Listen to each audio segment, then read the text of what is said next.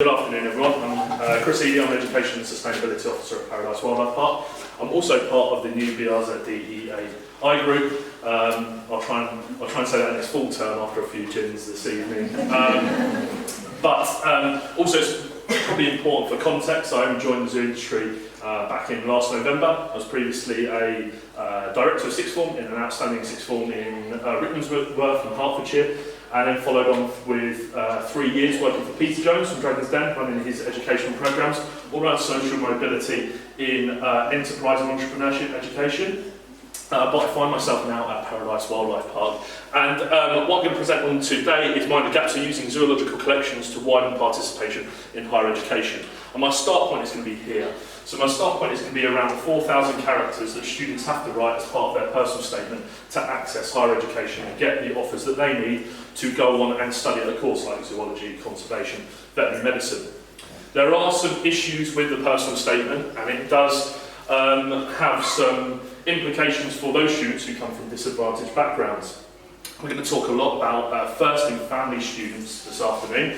But essentially, the student A is a student who has parents who've gone through the UCAS process. Their personal statement, obviously is quite an extreme example, but it's well written, highlights a range of experiences, and there's evidence of cultural and social capital throughout their personal statement. Student B, they're newcomers to the HE process. So their parents didn't go to university, and they're classified as first in family. Their personal statement might lack that impact and flow, be basic and limited in the experiences that they have filtered into their personal statement and those 4,000 critical characters, and limited evidence of cultural and social capital throughout their statement. That's important to kind of identify at post-16 level 2 areas that might be quite important for you to understand this afternoon, which is first in family. So that is students whose parents don't have a university degree, so are newcomers to higher education. And then also linked in with that, there's quite a correlation between those that are first in family to university and those that are on the 16 to 19 bursary. The 16 to 19 bursary is a fund for students who come from low-income households to get them through their sixth form studies. And there is some correlation with that. Now, when it comes to the data around this, there's been some interesting research that has been done on the current landscape of the HE process and how we get students to access HE. And especially if they want to go on and have an impact in the world of zoology, conservation, veterinary medicine, etc. Basically, personal statements as the Sutton Trust did in their Rules of the Game study in 2017 said that they present a further barrier to disadvantaged students. Disadvantaged students, so students from a disadvantaged background, don't have access to the opportunities that they can filter into those 4,000 characters on their personal statement. Also, Unifrog, I'm not sure if any of you are aware of Unifrog, but Unifrog is a destinations platform that's used by roughly around 60% of secondary schools across the UK. And that's their destinations platform where students' destination choices are driven from that platform. In their Levelling the Playing Field study, 58% of first in family students found the personal statement the most challenging aspect, and UCL, their Centre of Longitudinal Studies, said without parents' knowledge, navigating the university system, actually students felt really daunted by the admissions process. Well, why is that important now? Well, it's actually more important now than it ever has been. There are a record number of students applying for university. There has been a jump from roughly around 250,000 applicants roughly 10 years ago up to now over 320,000 applicants. Now each year that means that it's becoming more and more competitive, and that means it can be more and more competitive for those students that come from a disadvantaged background to access HE. The personal statement becomes more prevalent in the decision-making process of admissions tutors across the board. And the Social Mobility Foundation said actually the cost of living crisis that we're entering is actually going to really impact that as well, because students aren't going to be able to go out and afford those opportunities to filter in that information into their personal statement and access those courses that they really want to do. And I think that's where we've kind of had our approach at Paradise Wildlife Park. So our approach is our Key to Conservation programme. It's showing that zoos are key to conservation, but also that young people from these backgrounds are also key to conservation moving forward. So we've set up this day for students. It's a free initiative, so it's completely free for these students. We've gone out across the whole of Hertfordshire for this programme, and it offers first-in-family students a broad range of experiences that students can use as the foundation for their personal statement. And it's important to say that we help them with their personal statement as much as they can on the day as well. What we also link it to is those desirable skills that are seen by admissions officers and around the country. We link it with the Skills Builder Partnership, if anyone's aware of that, with some of the skills like problem solving, teamwork, those skills. This activity here is one of the activities that students do. We actually put them as heads of a fictional in-situ conservation project out in Madagascar. They get a budget and they have to work together to work out what are the options that they can solve those solutions with. And we also want them to foster creativity.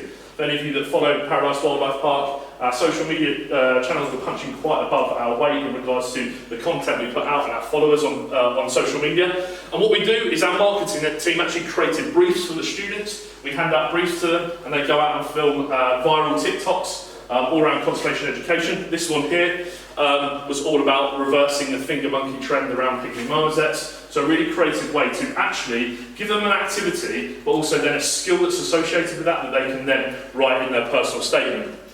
Just quickly as well, the whole process starts in March of year 12, so they'll start to think about their options. UCAS Deadline is January of year 13. We position our programme in between September and October. I know full well, as being a previous head of sixth form, that students will come back after that summer of year 12, really with limited options of what they can place into their, or put into their UCAS application form. So we feel that that's the perfect time. It's quiet time for us here at the park as well, and it's a good opportunity for us to run these days for these students. So the impact of our programmes. So, a couple of key things that have come out of it. So 90% of all students attended the days, identified as females. All students attending believe they develop a further understanding of the zoo's role in conservation.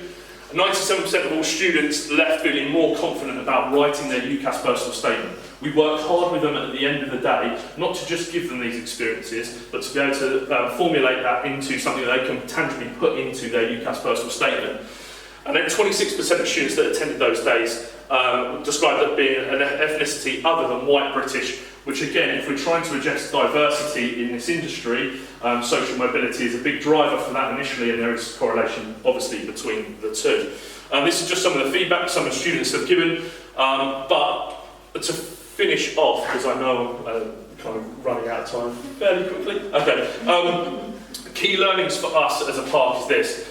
Firstly, obviously, probably the hardest one sometimes is getting that collection support. Paradise have really backed me in this project. We run it over a number of days over September and October, and it is a completely free programme. I'm just going to skip down to this bullet point. We have considered what I would say like a Robin Hood model, where we get a number of students to pay, and then we have those additional students who come in on free places. As we are trying to level the playing field in HE and give these students the opportunity, we actually feel that a completely free programme is the best way to go for that, rather than actually giving the same experiences for students who can't afford it. Touch points throughout the UCAS process is really important. We're going to be gathering a lot of data when offers come in. So in February time, when this all comes out in the wash, we'll see what students have been given what offers from universities and the courses that they want to pursue. And then equally, thank you very much, I would really advocate getting in contact with, if you want to do a widening participation initiative for 16 to 19-year-olds, I'd advocate using platforms like Unifrog. They are perfect platforms for you pushing opportunities out there and getting that engagement of students through the door. And it was amazing to see students coming from all schools across Hertfordshire. So you had days where it was a mix of 10 students from 10 different schools, building up relationships, and also building up skills to put into their personal statement. And lastly, for us, we're actually looking at broadening this programme, and actually with the social media and marketing team and the strength of our team at Paradise, we're actually looking at a day that's going to open access up to social media and marketing courses at higher education as well, so doing more focused really around social media and marketing and away from kind of zoology and conservation as well. But that's our programme, and that's kind of our approach to addressing some of the issues about getting into HE moving forward.